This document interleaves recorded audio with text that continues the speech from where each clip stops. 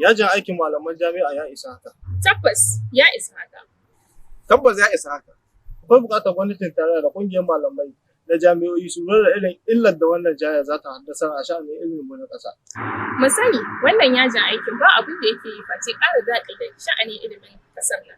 Har ta kai ga matasa sun fara ɗebe rai daga sha'anin karatu da kuma tunanin shin ina rayuwarsu ta bisa. Haka kuma wannan ba zai haifar da kwayi face ci baya domin karancin ilimi hasara ce a ƙasa.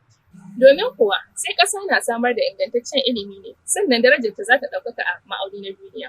Kana da kuma samun wasu daga ƙasashen ƙetare su shigo ƙasar domin amfana da wannan ilimin. Akwai buƙatar ƙungiyar malaman jami'a da gwamnatin tarayya su jaye wannan tafiyar tasu domin samun maslaha da kuma ceto ilimin ƙasar da ke ci gaba da gurɓacewa. Wannan saƙo ne daga hukumar gudanarwa ta Managarciya TV Sokoto. Wannan saƙo ne daga hukumar gudanarwa ta Managarciya TV Sokoto.